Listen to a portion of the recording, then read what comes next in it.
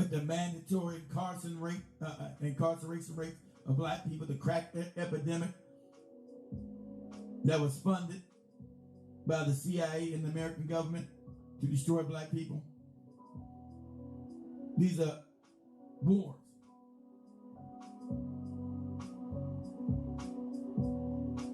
The prison pipeline from elementary to the penitentiary. So they understand that. So that's where the animosity comes. So like I said, I understand that. A lot of animosity is warranted, right? Some of the animosity was warranted. So I'm just trying to get a better understanding. Say we can't hate everybody. We come to the table. We try to hash these things out. There's no reason to boycott people that look like us. And I don't know why you keep saying they don't look like us. You're crazy. The reason why the difference is because we were raped. Most black Americans have anywhere between 10 to 25% of European blood in them because of the grape culture that happened to us, right? During slavery, we were unfortunately violated. We were unfortunately violated during the period of time of captivity. So, of course, it's going to be a little bit different look within us because we, like I said, we got anywhere between 5% to 20% of European blood coursing through our veins because of the violations during our captivity. Some more than others, some less than others. Me, I'm light skinned, and mine still is 95%. My DNA, so because we have all colors of black people. My African is still 95% as light as I am, according to my DNA. Right? Only got 5% of European in me. So I've seen also light-skinned Africans when I've been to Africa, look just like me, so they haven't been raped because we carry all shades from the darkest hue to the lightest hue, without European involvement, or European exploitation sexually. So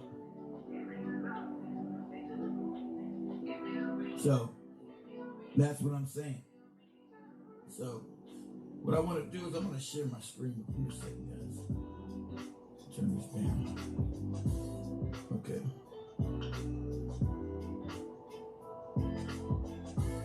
So I want to share some things with you guys. I want to share some things with you guys that prove that Africans don't hate us. I wouldn't have been able to build what I built in Africa if there was hate there. So I'm going to share a few things with everybody, right? Give me a second. So I'm going to share some things with you guys that I did never bring up, never show, never shared, that we were building, that I was building over there, and to make it for anybody who wanted to transpire to go back and forth and start businesses over in Africa. I was making it a way forward that you could do that, just in case you need a place to go while this place collapsed. So I was slowly in the background building this. I wasn't doing any talking, this fake FBA nonsense. You can't show me nothing these morons built. You can't show me shit Tariq Nasheed built, so that goopy, whatever that goopy fake museum, whatever that junk is, nonsense. You can't show me nothing this goopy Jason Black built, nothing. Can't show me nothing this goopy ass Professor Black Truth is built. You don't even know their faces, they're phonies. This Vicky Dillon and this other fat phony, Philly advised moron, right? He's got one channel talking about the African diaspora channel. He's screaming on his little private channel, this FBA thing. See, these are opportunists. They don't have any core values. So this FBA thing is hot. So when this dwindles out and it be thrown to the side and broken apart, they'll go on to the next hustle. Because they're opportunists, like the goopy ass Boyce Watkins. This every single one of these people have been caught some kind of con, some kind of grift. But they don't want to scream this FBA moronic nonsense. I told you, family, go get their paperwork. See where they come from. You got the Phil Scott moron talking about this FBA. He's not even married to an FBA woman. What is he talking about? They're concerned about being an FBA. He's not married to an FBA. This moron's not married to an FBA woman. Just like Tariq Nasheed's not married to an FBA woman. And they're the ones pushing all this hate and division. And you can't get no reparations claiming to be a Native American. Sorry, they already got this. Go talk to them. Those people enslaved my people, enslaved black Americans. So there's no love lost for me to them.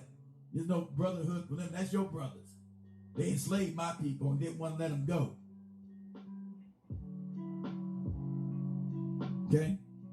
So I want to share some things with you guys about what we were building, what I'm building over there, saying, hey, come stay at the Airbnbs that I'm buying. Come over here and get a feel if you want to, because I'm telling you, Africa is the future. Whether you like that or not. That's why inflation is going through the roof and these tariffs are killing us, because we are a declining empire. And most of these morons don't understand this is irreversible. We're going to leave the inflation down to hyperinflation. It's like all these layoffs coming. Because we're bankrupt. So understand, when you lose, let me try to explain something to you guys. When you lose your manufacturing edge, when you was number one in manufacturing, you were number one in innovation, you no longer are. You were number one in exports, you no longer are. What else I say? You were number one. Only thing you're number one in now is military building, military equipment. You're not number one in agriculture. You're not number one in education. So you've now declined in all these levels that would make you an empire. You've been replaced by China. And you're not going to get that back. And that's why you keep pushing for another war. You're not number one. We're not number one in education. We're not number one in innovation. We're not number one in manufacturing.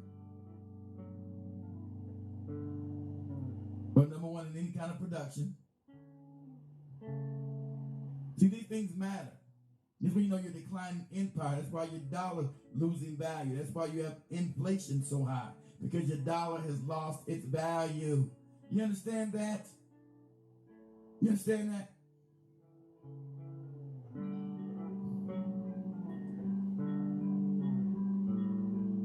Well, let me share this with you.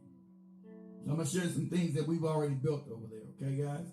Share some things that we've already built or in the process of building. And let you understand, without partnership with African people, I would have never been able to build none of this, because I was a foreigner.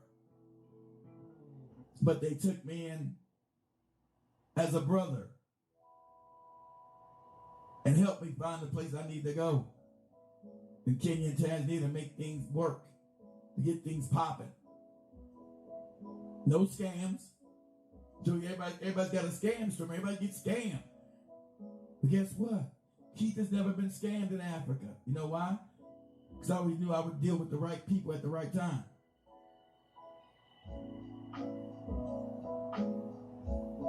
Whoa, you had another accident, Rick? Oh, man, sorry. Whoa, Rick, you got a fractured jaw? Oh, brother, I'm sorry to hear that, man. I'm sorry to hear that, Rick. Man, you break him heart. That's crazy. What you doing at a casino and you got a fractured jaw? You supposed to be in bed, Rick. Anybody want to call in? Like I said, the number is 850-368-9102.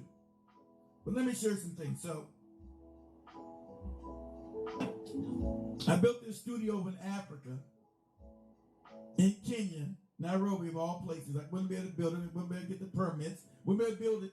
Being a foreigner, I would have got scammed. So everything I built, everything we own,